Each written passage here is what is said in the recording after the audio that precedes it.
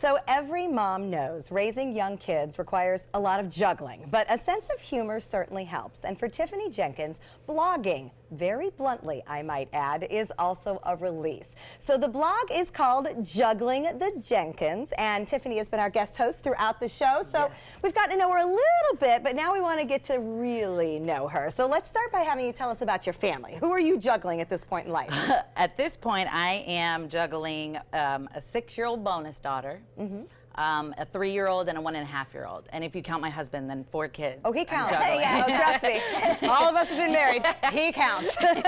All right, and you have a little bit of a different outlook on life. Share with us your history a little bit that kind of changes how you've come to this point in your life. Yes. I am a recovering drug addict.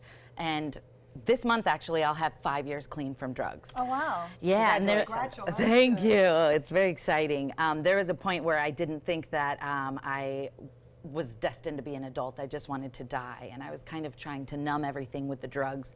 And I ended up getting in a lot of trouble and hitting my rock bottom, and there was only one way to go, and it was up. And so I checked myself into a rehab, and I fought for my life, and so many wonderful blessings have happened since I dedicated myself to recovery. My family, my children, just waking up in the morning is a blessing. Your story is amazing. Looking at the before and after pictures right there, you can definitely see just, you know, just a difference in your face. Oh, if you could only know then what you had to look forward to when you got on the other side. I couldn't have dreamed it, honestly. People used to tell me, if you just keep doing the right thing, then amazing things are going to happen for you. But even if I sat there for a whole day and tried to imagine my life, I couldn't imagine it as great as it is now. Oh, how did you get through those dark times? I will admit, when I was, looking at your background to get ready for this segment, I got completely sucked into your blog. I mean, her writing is just amazing and so real and so raw.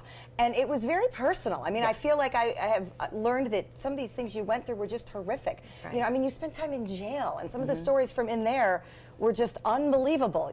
When you were at that horribly low point, how did you get yourself out? I think I just had, at some point, like an awakening.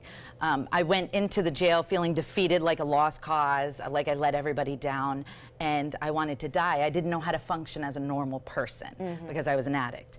And then there was a day that I just woke up and I felt hopeful, and I prayed to the universe, like, listen, if I'm meant to do this, if I'm meant to make this out alive, please give me a sign. And the next day, somebody from a rehab came in recruiting girls.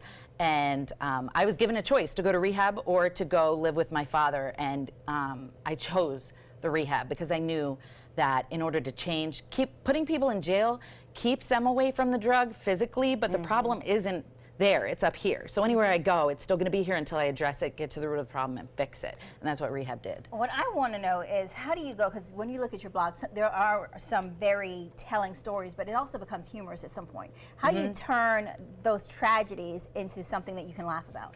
Well, I think that it's important to, if you're talking at somebody, if I was to just tell my story in a straight way, it would be hard to absorb. But when you infiltrate a little bit of humor in there, it grabs people's attention. So people who don't normally read are sucked into my blog because it's not just doom and gloom. There's a bright side too as well. And the humor is just in me in general. I can't help it. I can't be serious for long periods of time. Well, you have to tell yourself, if I could go through that, I can go through anything. Oh, yeah. I can handle this dirty diaper. But I've done worse than that. Well, and that is, you have such a great sense of humor later on in the blog. Now, you're talking about your current life, with boy, it's hard to meet friends when you're a mom and all the, just things that we all deal with. So relate your life now. Like, do you say to mom friends, do they know your history? Have you found that to be a stumbling block? Like, can you really connect with people now? Surprisingly, it's not a stumbling block, it's the opposite. I think that so many addicts are afraid to come forward and speak their truth because of the stigma attached and the hate and the judgment.